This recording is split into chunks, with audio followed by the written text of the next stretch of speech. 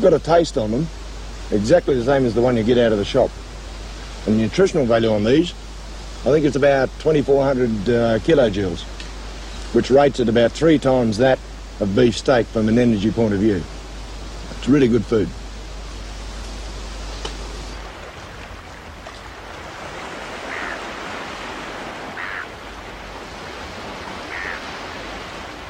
Of course, on the coastal fringe, the best place to find food is down by the water. Things like oysters and shellfish, and if you're lucky, there might even be the odd coconut lying around. But it wasn't always like that. In fact, the coconut trees weren't even here in Bligh and Kennedy's day.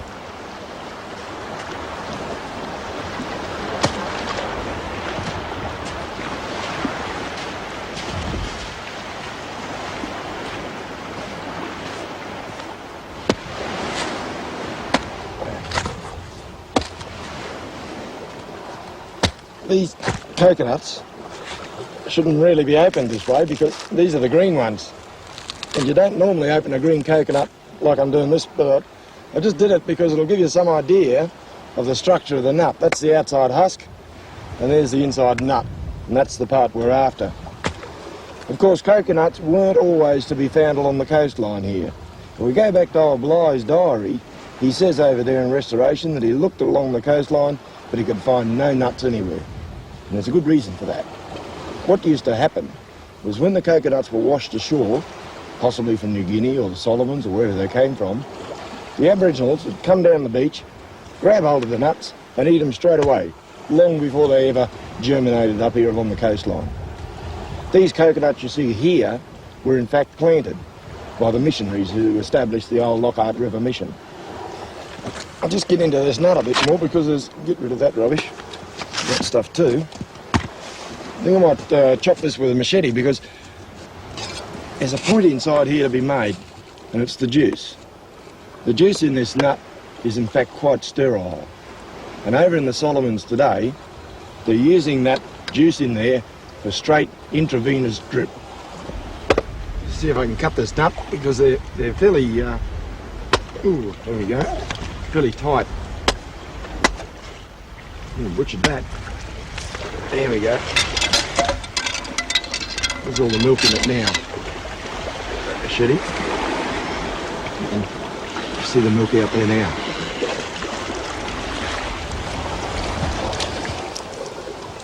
Delightful stuff.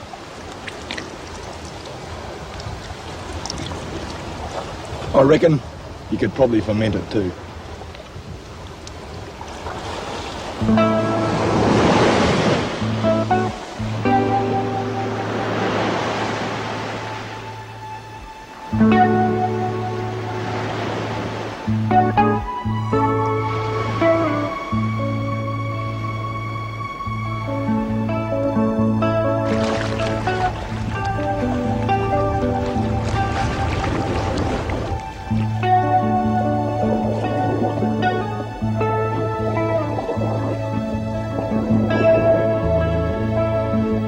The obvious thing to eat here is the seafood. It's just fantastic what you can find here. There are literally hundreds of varieties of edible fish. Fish like trevally and red emperor and trout.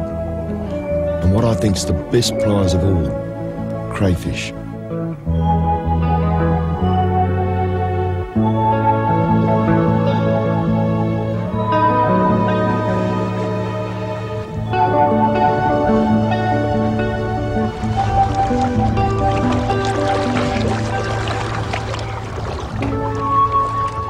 This fella here is the painted cray, and you can tell why he's got that name. He's kicking a bit at times. All that bright blue colour on the back, tremendous. And this is the tail here. This has got all the meat in it. I'll just show you underneath. Oh, careful. There's the meat there. You can see it across the abdomen. They're very, very common around this part of the coastline, and you've got to dive for them, of course, to capture them. The problem is, of course, that when you capture them, they kick and squeal literally, because of these feelers here. And that squeal attracts the sharks. So I reckon I'll get out while I'm ahead and leave it at one.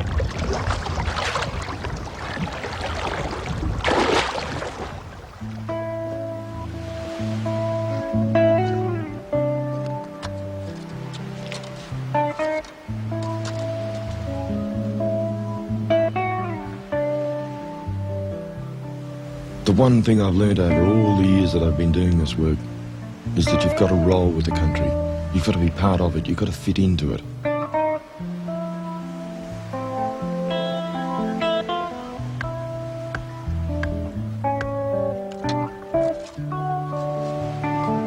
Early exploration in Australia was one of almost a military campaign.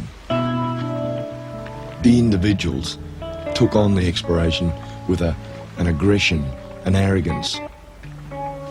You can see that by the equipment they took and their approach to going across the land. It was one of going out campaigning and conquering. There's no way you can conquer this country. You've got to fit in with it.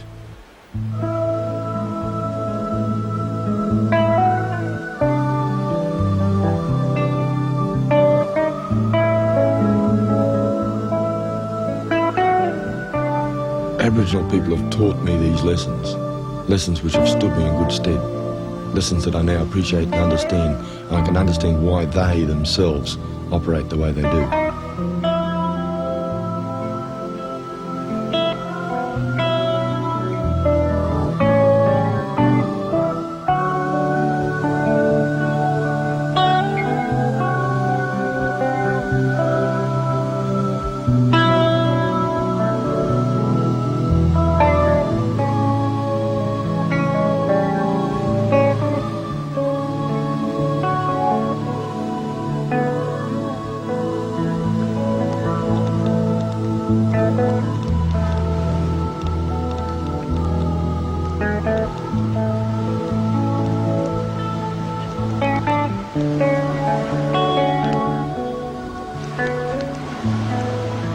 Dropping straight in, Ivy? Straight in like that? Like that way? Or other way? That way? That looks pretty good. We'll give him 5 or 6, 10 minutes maybe. Pull him out and eat him, eh? A little bit longer, I think. Yeah, all right. We're going to Still swimming, put a little bit longer than that one. Okay. When Bligh was over here on Restoration Island, of course, he didn't realise that these blacklip oysters, which he laboured over on the rocks, and I did the other day as well, could be opened in a very, very easy manner. And that's simply by putting them on the hot coals of the fire, just like that. In a survival situation, which is what Bligh was in at the time, the expenditure of energy is extremely important. By putting them on the hot coals like that, the heat makes the oyster open right up within a couple of minutes. Thereby, you are saving energy. And that, of course, is very important when you're trying to survive.